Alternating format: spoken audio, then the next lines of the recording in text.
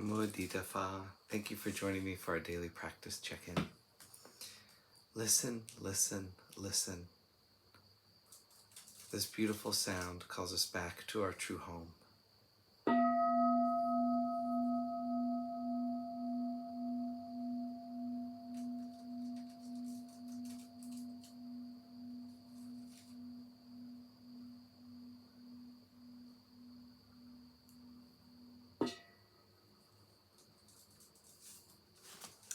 The first mindfulness training.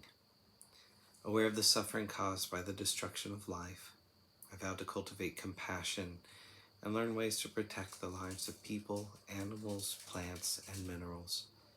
I'm determined not to kill, not to let others kill, and not to condone any act of killing in the world, in my thinking, or in my way of life.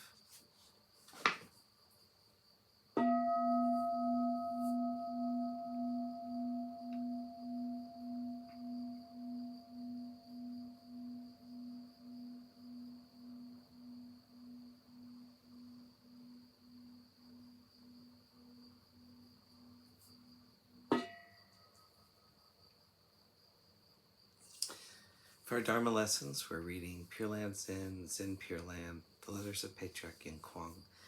Today we're beginning letter 16. Bodhisattvas fear causes. Sentient beings fear results. A layman's house was burned to the ground and everything was lost. His wife, distraught, became seriously ill. The man then lost all his sense of right and wrong as though insane. Master Yin Kuang sent this letter to console and counsel him. The Lotus Sutra, chapter 3, states, "There is no peace in the triple realm. It is like a burning house, full of suffering. It is frightening indeed." Nevertheless, individuals at times achieve awakening through such circumstances as misfortune or blessings, conflict or harmony, suffering or joy, etc.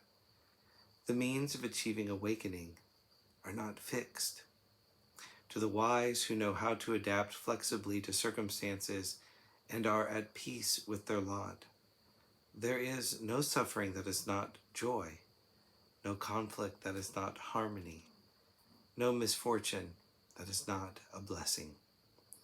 Therefore, the wise man is at peace with himself and others, understands human destiny, does not resent the heavens or blame his fellow beings, and is always even-tempered, peaceful, and calm, regardless of circumstances. The ancients had a saying, "In circumstances of wealth and nobility, he is at peace with wealth and nobility. In circumstances of poverty and deprivation, he is at peace with poverty and deprivation. In circumstances of rudeness and vulgarity, he is at peace with rudeness and vulgarity. In circumstances of adversity and misfortune, he is at peace with adversity and misfortune." Although you enjoy performing good deeds, you do not yet understand the essence of Confucianism and Buddhism, and are thus confused and frightened after a single instance of adversity. Let me cite a few examples to clarify your understanding. There is nothing in the universe vaster, higher, or brighter than heaven and earth, the sun and the moon. However, once the sun has reached its zenith, it begins to set. Once the moon is full, it wanes. Even the high mountains will in time give way to deep ravines, and the vast oceans will be replaced by fields of mulberry. The human condition is the same. The advance and decline of our fortunes, as well as other changes, are merely the norm. From ancient times to the present, who could surpass Confucius in morality and virtue? Nevertheless, even he was once surrounded by enemies, his life threatened. On another occasion, he was down to his last reserves, while at yet another point he was getting nowhere in his efforts to travel and disseminate his teachings throughout the various kingdoms. Worse, his only son died suddenly at the age of 50. Confucius and others like him were great sages and saints, yet they could not escape adversity.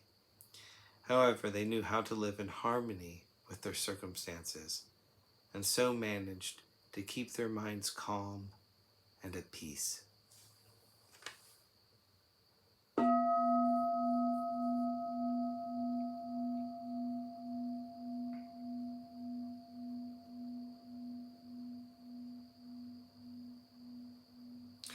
May all beings be well, may all beings be happy, may all beings be peaceful. Sadhu, sadhu, sadhu. Thank you for joining me today.